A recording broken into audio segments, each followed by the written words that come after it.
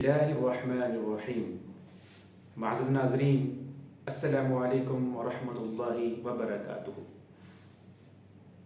آج کے دور میں چونکہ ساری چیزیں مشینی ہو چکی ہیں تو ہماری زندگی میں مشین کا دخل بہت زیادہ ہو گیا ہے، تو اب بہت سے سوالات آتے رہتے ہیں کہ جو مشینی ذبیحہ ہے، یعنی مشین کے ذریعے جانور کو جو ذبح کیا جاتا ہے، اس کا شرعی حکم کیا ہے۔ تو اس حوالے سے دو باتیں مد نظر رکھنے کی ضرورت ہے۔ چونکہ مشینی ذبیحہ میں ہوتا یہ ہے کہ سب سے پہلے جانور کو بے ہوش کیا جاتا ہے، اس کے بعد اس کا جو سر ہے وہ آگے کی طرف لایا جاتا ہے اور ایک بٹن دبا دیا جاتا ہے، اس کے ساتھ ہی اس کی گردن کٹ جاتی ہے۔ تو اب دیکھنا یہ ہے کہ اگر تو وہ جانور بے ہوش ہوا ہے اور اس کے بعد اس کی گردن کاٹی گئی ہے، ذبح کیا گیا ہے، تو اس صورت میں یہ ذبیحہ درست ہوگا۔ وہ اس لیے بھی کہ چونکہ فقہ کا ایک مسئلہ ہے کہ ایسا جانور جو بہت زیادہ مریض یا لاغر ہو یا گلا گھٹنے کی وجہ سے وہ قریب مرگ ہو، تو اسے موت سے پہلے ذبح کر دیا جائے تو وہ حلال ہوتا ہے۔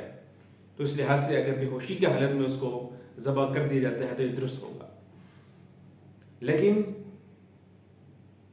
ایک چیز دیکھنے کی ہے، وہ یہ کہ اگر بے ہوش ہوتے ہی وہ جانور مر گیا ہو اور اس کے بعد اس کو ذبح کر دیا گیا ہو تو ایسا ذبیحہ کھانا ناجائز ہے۔ وہ جو کہ مردار ہو گیا ہے تو مردار کھانا جائز نہیں ہے، اس لیے اس چیز کو بہت زیادہ تاکید کی گئی ہے۔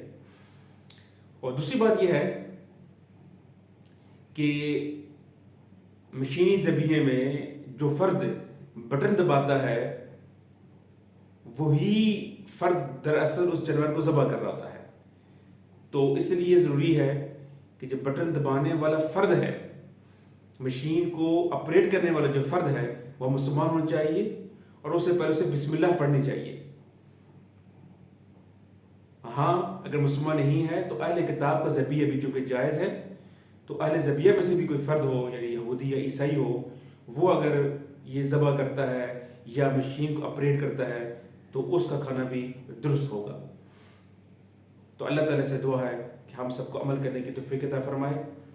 جدید مسائل کے حوالے سے آپ کو کوئی سوال ہو تو آپ پوچھ سکتے ہیں، اگلی ویڈیو آپ ہی کسی سوال کا جواب ہوگی۔ السلام علیکم ورحمۃ اللہ وبرکاتہ۔